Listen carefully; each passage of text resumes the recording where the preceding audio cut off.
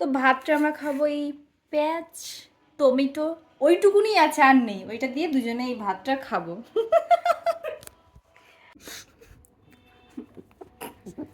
লবণ নিয়ে না এই আর দিদাকে ডেকে নিচে গল্প করা হচ্ছে। দিদার 2টো সিলিন্ডার আছে, ঠিক আছে? দুটো সিলিন্ডার? হ্যাঁ একদম দেবো, থাকবে।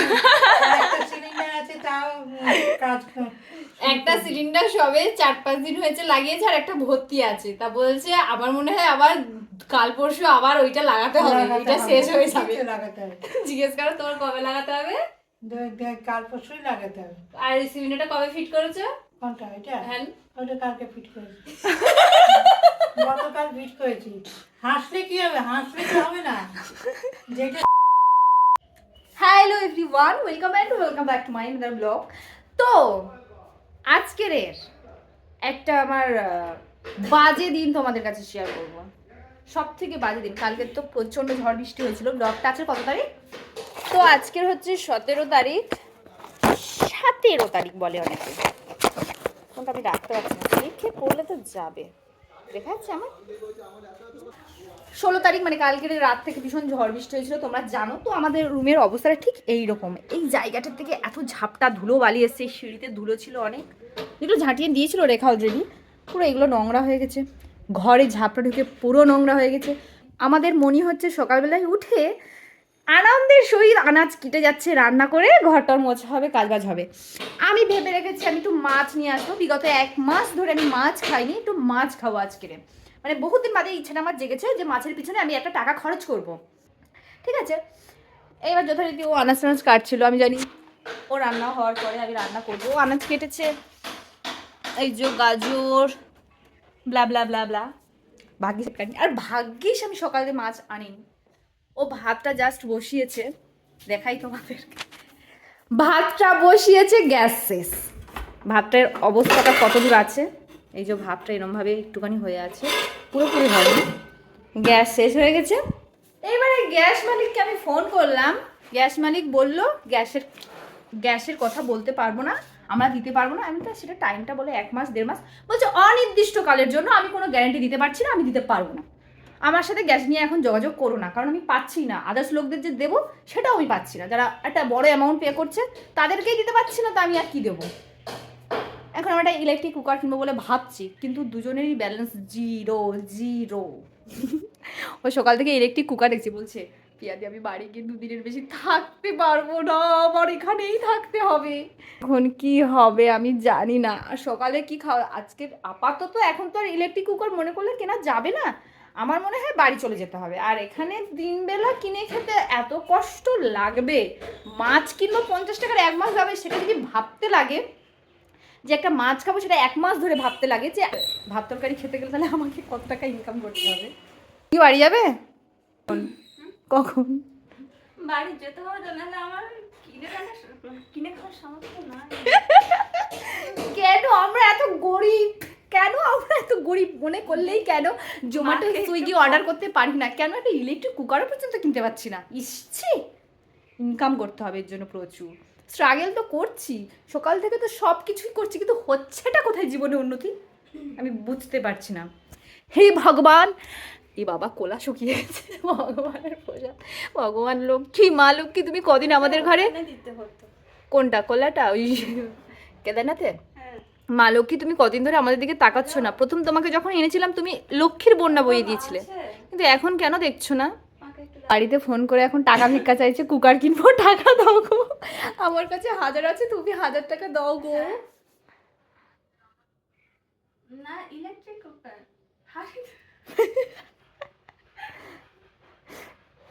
হ্যাঁ, গ্যাস নেই তো। বলো গ্যাস কাকুকে ফোন। চলো বাড়ি চলো। দাঁড়াও 500 টাকা করে জোগাড় করি। কি বাড়ি থেকে এখন ঝাড়বে 500 টাকা করে সবার কাছ থেকে? ও এখন 500 টাকা করে সবার কাছ থেকে ধার চাই, চেয়ে ইলেকট্রিক কুকার কিনবে, দেন ও রান্না করে রুমে থাকবে, তাও বাড়ি যাবে না।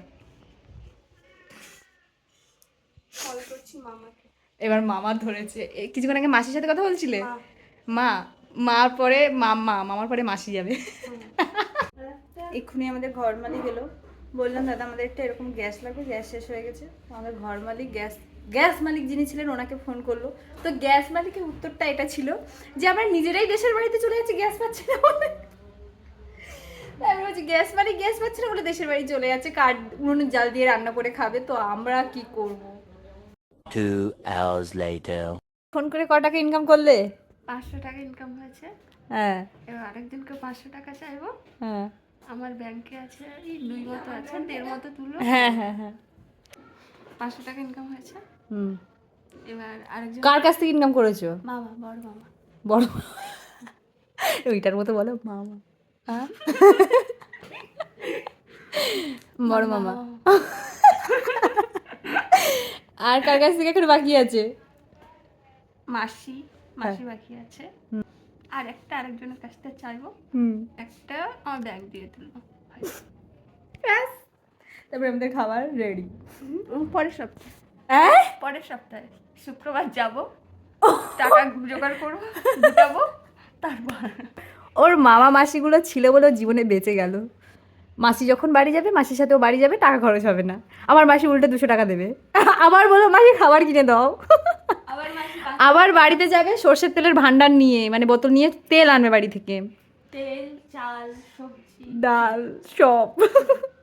আমার মাসকাবাড়ি বাজার আসবে বাড়ি দিয়ে।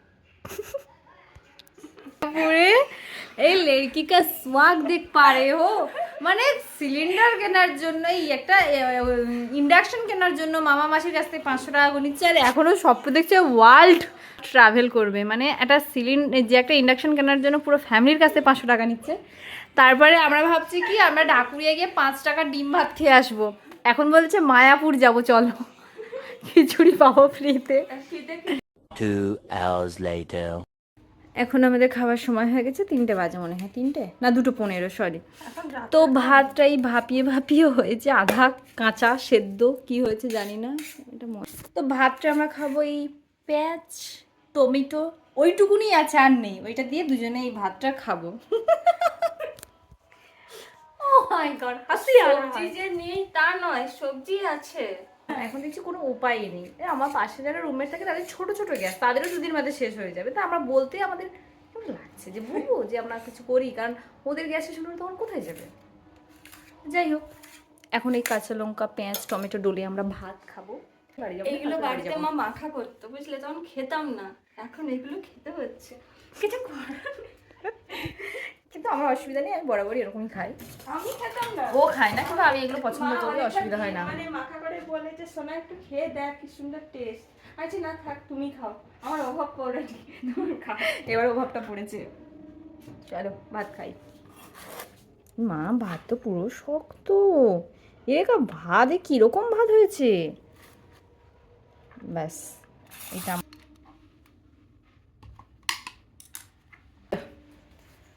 ওকে খেয়ে নে, অমৃত।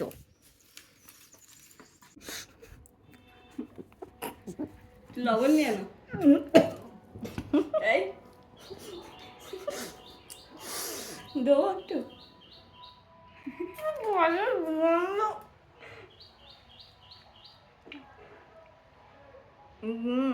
2,000 years later.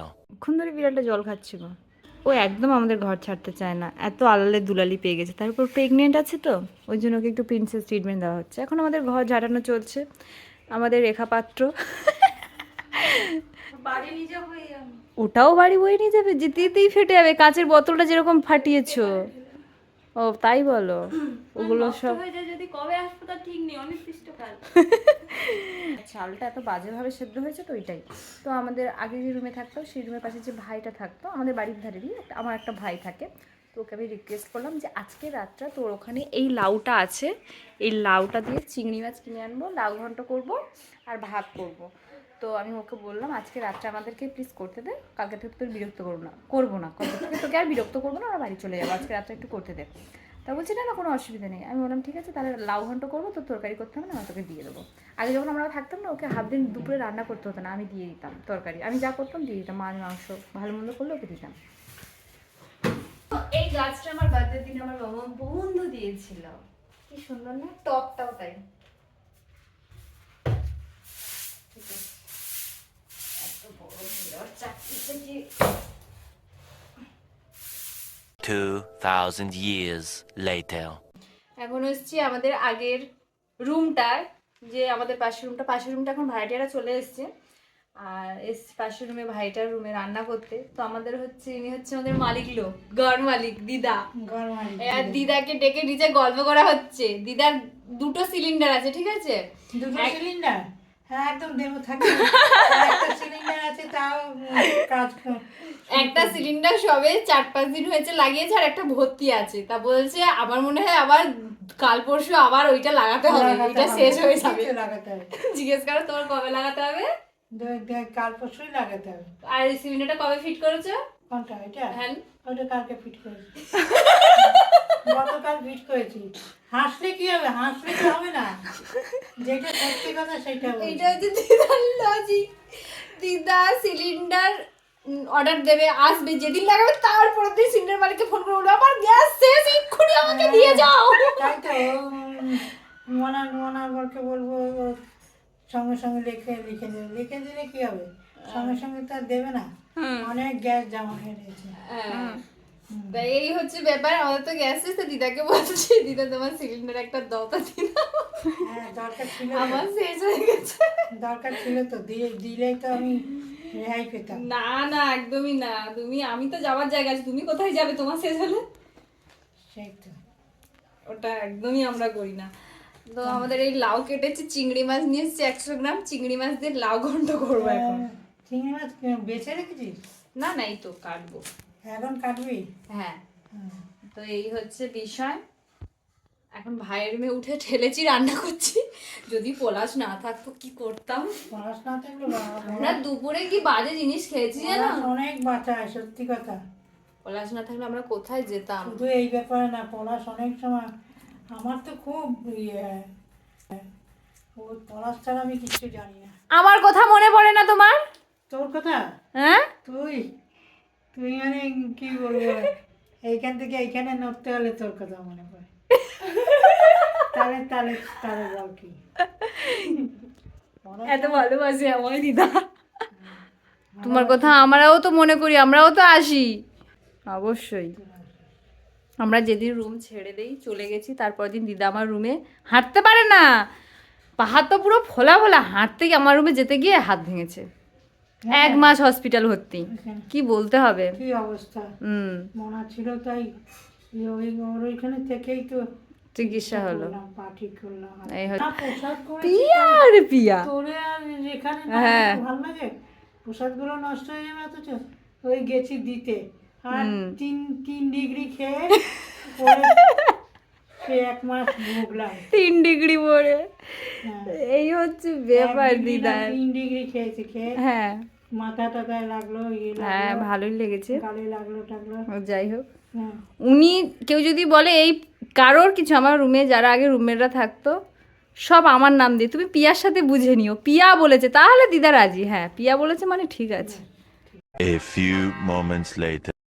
ওফ, এই যে আমার রান্না শেষ। ওই যে তরকারি লাউ চিংড়ি, এটা দিদার জন্য দেবো, কারণ দিদা অনেক দিন আমার হাতে রান্না মিস করছে। তো দিদাকে বললাম দিদা আমার হাতে রান্না খাবে? তো বলছে হ্যাঁ, অনেক দিন খাইনি। এইটা আমাদের তরকারিটা ঢেলে নাও। মানে প্রিয়া ছাড়া কোনো গতি নেই কোনো জিনিসে। কেউ যদি রুমের ভাড়াটিয়া পর্যন্ত দেবে তাও বলে একে দেবো, মানে এতটা ভালোবাসে, প্রচুর বিশ্বাস করে আমায়। ঠিক আছে, আসলাম, তুমি সাবধানে থাকবে, আবার আসবো। আমাদের বালতিতে প্যাকিং হয়ে গেছে ভাত তরকারি। কিরকম একটা যাযাবরের মতো লাগছে, মনে হচ্ছে সে আয়লার সময় মনে আছে এরকম করতাম না, পুরো আয়লা এরকম বালতিতে বালতিতে ভাত তরকারি নিয়ে পাশাপাশি কোনো সেন্টার আছে নাকি সেইখানে চলে যেতাম। এ আমার চার্জারটা দে বাবা। ওটা 2 hours later. কতদিন বাদে মনে হচ্ছে ভাত খাবো, এরকম একটা ফিল আসছে। লাউ ঘন্টটা যা হয়েছে না, ভীষণ টেস্টি। তো যাই হোক, এখন আমরা উৎসব নাইয়া হয়ে গেছি, 2 হাত দিয়ে ভাত খাবো। ভাতের কোয়ান্টিটি দেখেছো? ভাতটা খাচ্ছি দেখো, আমার নিজের খাওয়া দিলে নিজের নজর লাগে, এর হাফ আমি খাই। কেমন হয়েছে? দিদা তো আমার বিশাল প্রশংসা করবে কালকে, বরাবর আমার তরকারিতে ভীষণ প্রশংসা করে।